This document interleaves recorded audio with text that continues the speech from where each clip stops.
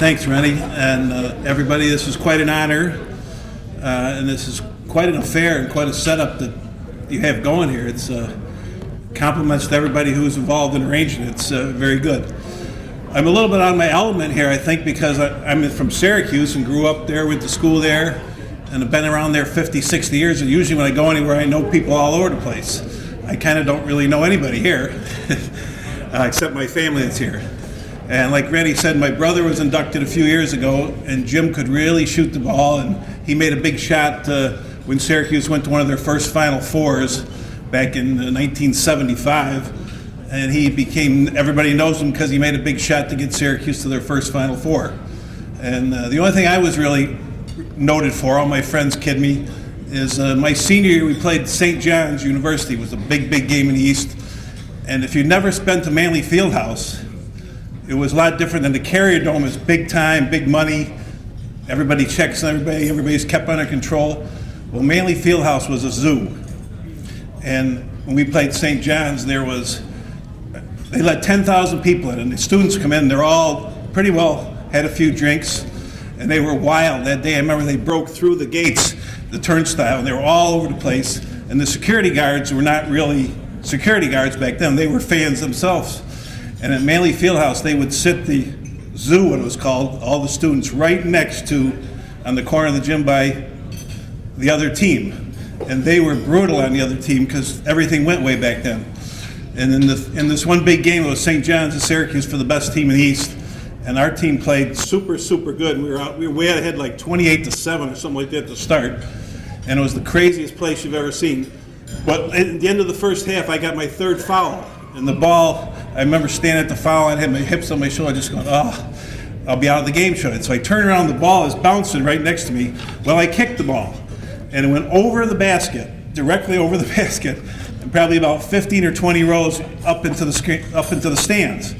So the St. John's coach is going crazy, and believe it or not, referees, they missed this. The referees missed the kick.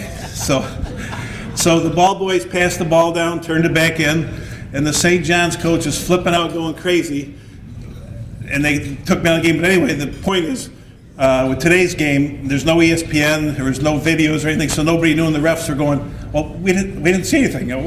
So my friends kid me that's why I'm noted at Syracuse for kicking the ball up over the stands and getting away with it. And it was different. You can't do those things today. Manley Fieldhouse and Syracuse University was so different than it was today. And Rennie has informed me a few times that there's a big Syracuse University following, which is in this area. And my friends have told me, and I've looked it up just before I came and stuff, is Syracuse University, since my first year was 1970-71, I think. And we had a winning season. We were 19-7 or something like that. But it was the first winning season after a bunch of losing seasons. Syracuse University, for the past 51 years, has not had a losing record.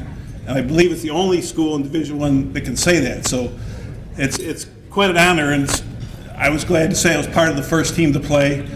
And it's big-time basketball. I've got a lot of friends. Like I say, I don't know people here. When I go up there, I know everybody.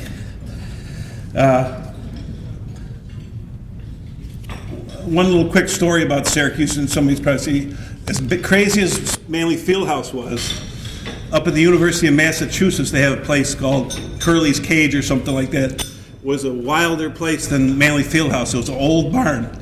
And they had a guy named Julius Irving that played on their team. So back then, they didn't have scouting reports like they do today, no film or anything. And I always remember our coach in the locker room sitting us down before we go out. He said, all right, they got this guy Irving on their team. He's supposed to be a pretty good player. That was our scouting report on him. And I assume most everybody knows that Dr. J is one of the greatest players ever. So we had a 7-foot center named Bill Smith. Well, during the game, Dr. J was jumping over him, and he had 32 points and 33 rebounds, or the other way around, in the game against us. So I kid my coach, Coach Danforth, I said, that was a good report. He was a pretty good player. He was a pretty good player. And Dr. J won the game, yes. But then 2 years ago, I think I was a sophomore, and 2 years after that, we went back up to this place, and they had a guy named Al Skinner, who was an excellent player. And again, it was a crazy, crazy place, but we had an excellent team our seniors, and we beat them there that day. But that was similar to Manly, and it's not regulated as much as it was today. I grew up in a place called Windsor, New York, Windsor High School, which is way down in the Binghamton area, southern tier, and it's out in the country. And my coach was a guy named Roy Danforth, who was from the South. And Roy had a southern drawl, and he used to say to me and Jim, he'd be talking to us, and he'd go, "How the hell did you guys ever learn to play basketball down there? There ain't nothing down there."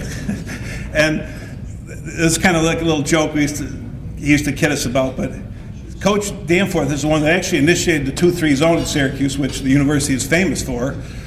And he started us, and I really don't think he gets as much credit as he deserves. He got things started, and Coach Boeheim, who I defend to the end all the time. There's many critics around Syracuse, as there probably is in most parts of the country, about Coach and why he plays his own stuff.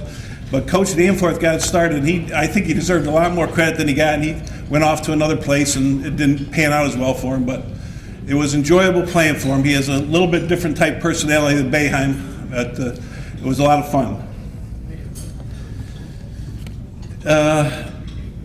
Of course, I want to thank my family and everything. This is my family table right here, and my friends from Windsor, New York, guys I played football and basketball with. And another quick story, you've heard of the Sports Illustrated jinx when they write about you, then things go the wrong way, so to speak. Well, when I was a senior in high school, myself and 4 or 5 other guys had an undefeated football team, an undefeated basketball team, and we hadn't lost a baseball game. We played all 3 sports until we got down to the final. And I remember they put an article in the paper about these boys from Windsor that had done excellent, coming down to one of the last games of the year. And sure enough, the next day, some guy pitched a shutout on us, beat us 1-0, so the jinx hit us right as could be.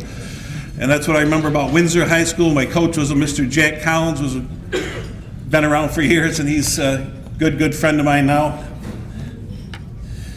And again, there's not much more I want to I just hope everybody here has got a lot of Syracuse University fans. It's an honor to be up here. This is my family here, and my wife is here, my sons. 2 of my kids played basketball up in, one played at Stonehill College in Boston, and one at Lemoyne College. And we have a lot of athletes in my family, and we're lucky. My wife and my one boy who didn't play might be the 2 best athletes, but they